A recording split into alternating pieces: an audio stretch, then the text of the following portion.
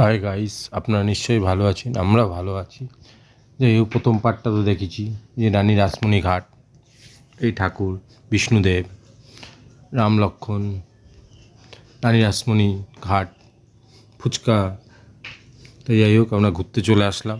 এই যে রানী রাসমণি ঘাটের যে সামনেই মাঠ, এই মাঠের মধ্যে রাজাহাঁসগুলো ঘুরে বেড়াচ্ছে।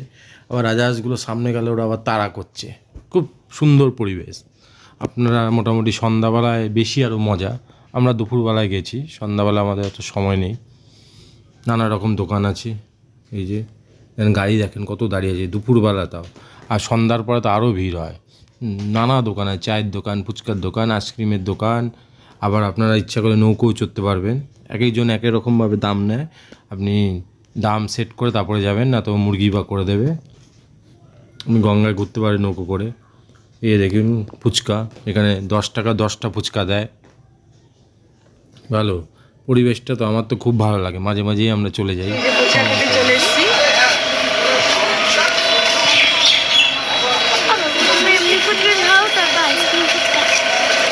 দেখো ফুচকা স্টাইলটা মাটির জায়গায়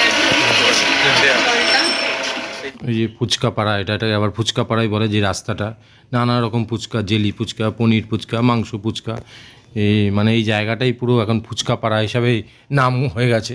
রানী রাসমণি ঘাট দিয়ে যাওয়ার সময় যে রাস্তাটা পড়ে, ওটা এখন ফুচকা পাড়াই হয়ে গেছে। বাড়ি বাড়িতে ফুচকার কারবার। কী ফুচকা নেই, লোটে phuchka, chicken phuchka, fish phuchka, ice cream phuchka, কী নেই।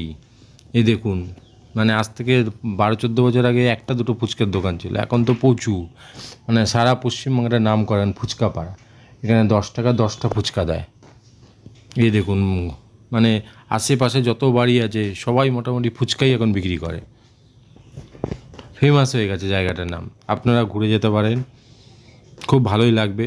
তারপর নানা রকম ফুচকা, যেটা ওয়েস্ট বেঙ্গলে কেন ভারতবর্ষেও খাননি, সেই ফুচকা এখানে পাওয়া যায়। চিংড়ি মাছ থেকে ইলিশ মাছ থেকে কিনা পাবেন। যাই হোক, ব্লগটা যদি ভালো লাগে একটা কমেন্ট, একটা লাইক এবং পারলে একটা সাবস্ক্রাইব করে দিলে খুব আনন্দিত হবে। Good night.